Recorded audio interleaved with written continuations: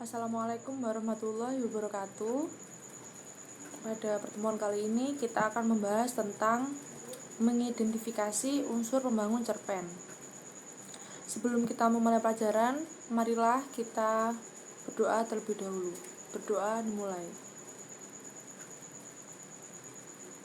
Berdoa selesai.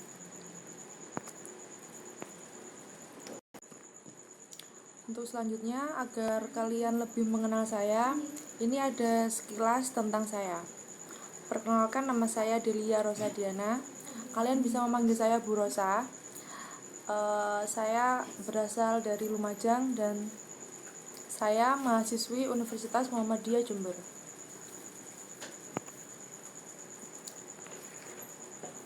KD yang akan kita bahas yang pertama 3.5, mengidentifikasi unsur pembangun karya sastra dalam teks cerita pendek yang dibaca atau didengar.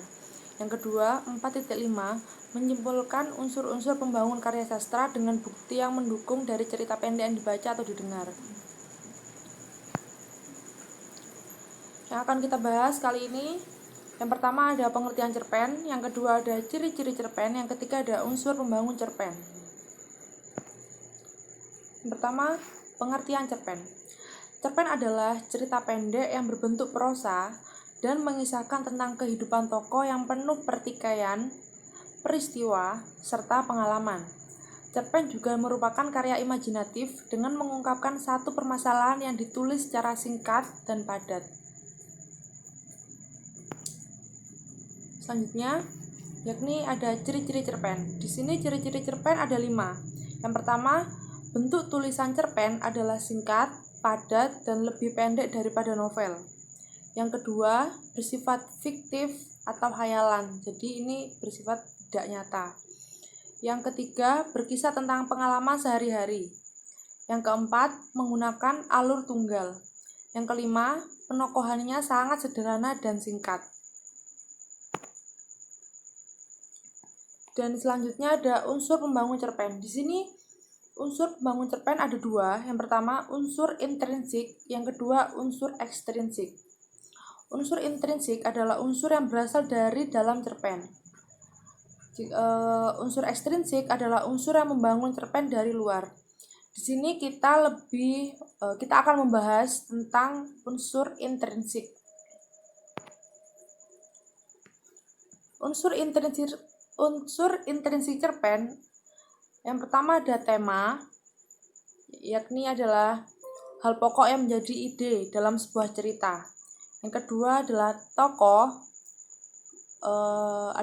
yakni pelaku dalam cerita. Yang ketiga penokohan, sifat tokoh dalam cerita. Yang keempat ada latar, yakni setting, suasana, tempat, dan waktu dalam cerita. Selanjutnya ada alur, rangkaian peristiwa dalam sebuah cerita. Selanjutnya ada sudut pandang. Sudut pandang ini adalah cara pengarang menempatkan tokoh dalam sebuah cerita. Selanjutnya ada gaya bahasa atau majas, bahasa yang indah yang ditulis di dalam cerpen. Kemudian yang terakhir adalah amanat, yang artinya pesan moral dalam sebuah cerita. Di sini mungkin ada yang sedikit bingung antara tokoh dengan penokohan. Apa sih bedanya tokoh dengan penokohan?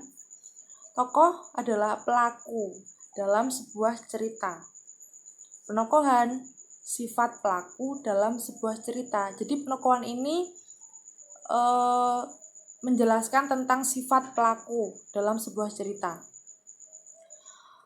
Tokoh sendiri itu dibagi menjadi 3. Yang pertama ada protagonis, antagonis, serta tritagonis. Protagonis ini tokoh yang baik, memiliki sifat baik, berperan sebagai orang baik, seperti itu. Kalau antagonis ini kebalikan dari protagonis, yakni tokoh yang memiliki sifat jahat dalam sebuah cerita.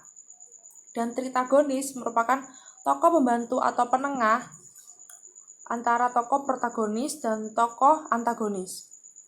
Untuk penokohan sendiri dibagi menjadi 2. Yang pertama ada penokohan lahiriah dan yang kedua ada penokohan batiniah. Kalau penokohan lahiriah ini dilihat secara lahir. Jadi contohnya rambut panjang, hidung mancung, kulit putih, mata sipit, berbadan tinggi. Jadi yang terlihat secara lahir. Kalau penokohan batiniah yakni watak yang tidak dapat dilihat dengan indera, tapi dapat dirasakan, dapat dilihat secara batin. Contohnya itu jujur, pendendam, rajin, malas, baik, seperti itu. Selanjutnya ada latar. Latar di sini dibagi menjadi 3. Yang pertama suasana, latar waktu, dan latar tempat. Latar suasana ini berkaitan dengan perasaan atau suasana kejadian dalam sebuah cerpen. Jadi seperti sedih, sepi, ramai, terharu, gembira, itu masuk dalam latar suasana. Jika latar waktu berkaitan dengan kapan peristiwa dalam cerita terjadi. Contohnya sekarang, kemarin, Senin, pukul 8, dan sebagainya. Untuk latar tempat berkaitan dengan di mana peristiwa itu terjadi. Contohnya di sekolah, di kantor, di lapangan, di halaman, di rumah, dan lain sebagainya. Untuk alur di sini dibagi menjadi dua jenis. Yang pertama ada alur maju dan alur mundur. Alur maju ini apa sih? Alur maju itu peristiwa-peristiwa yang dikisahkan bersifat berurutan dari peristiwa satu ke peristiwa lainnya. Jadi, dalam alur maju ini diceritakan dari awal hingga ke akhir itu secara runtut. Dari peristiwa yang dialami, kemudian runtutan cerita itu benar-benar urut dari awal, tengah hingga akhir. Kalau alur mundur yakni urutan peristiwa bersifat tidak berurutan. Cerita dimulai tidak dari tahap awal melainkan dari tengah atau tahap akhir. Jadi di sini alurnya itu tidak runtut kayak yang alur maju. Alurnya itu bisa dikatakan flashback. Jadi menceritakan yang dulu, kemudian ditarik lagi cerita yang sekarang. Jadi seperti itu.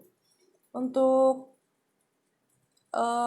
dalam alur terdapat konflik antara lain. Yang pertama konflik tokoh dengan tokoh lain. Jadi ini digambarkan tokoh A itu memiliki konflik atau masalah dengan tokoh yang lain. Yang kedua ada konflik tokoh dengan dirinya sendiri. Jadi contoh tokoh A ini itu dia malas belajar, jadi nilainya menjadi jelek, jadi buruk, dan itu merugikan dirinya sendiri. Maka dari itu dikatakan konflik tokoh dengan dirinya sendiri. Untuk yang ketiga konflik tokoh dengan lingkungannya. Jadi tokoh ini memiliki masalah atau dianggap kurang baik di lingkungannya, seperti itu. Untuk yang selanjutnya ada sudut pandang. Di sini dibagi menjadi 5. Yang pertama sudut pandang orang pertama. Jadi berperan langsung sebagai orang pertama atau sebagai pelaku utama dalam sebuah cerpen. Di sini penulis memakai istilah aku, saya, kami. Untuk selanjutnya yakni sudut pandang orang pertama pelaku sampingan. Jadi di sini si aku hanya muncul dalam pengantar dan penutup cerita, dan ini berfungsi menjelaskan cerita kepada pembaca. Jadi intinya di sudut pandang orang pertama pelaku sampingan ini seperti tokoh tambahan yang menjelaskan alur cerita kepada pembacanya, seperti itu. Yang ketiga ada sudut pandang orang ketiga. Jadi si penulis ini memakai istilah dia, ia, nama tokoh, dan mereka Dan kata ganti ini digunakan untuk menceritakan tokoh utama dalam sebuah cerita. Untuk yang selanjutnya, sudut pandang orang ketiga serba tahu. Jadi penulis mengetahui segala hal yang berhubungan dengan tokoh dia. Jadi benar-benar menjelaskan si penulis ini mengetahui segala hal yang berhubungan dengan tokoh dia. Selanjutnya ada serba melihat. Penulis hanya menggambarkan apa yang dirasakan, dialami, dan dipikirkan oleh seorang tokoh. Itu saja materi yang dapat saya sampaikan. Untuk selanjutnya, kalian bisa mengerjakan tugas yang saya berikan. Jadi carilah cerpen kemudian analisis unsur intrinsiknya. Tugas dikumpulkan via WA atau offline di sekolah. Dan untuk rules pengumpulannya bisa dibaca sendiri. Terima kasih.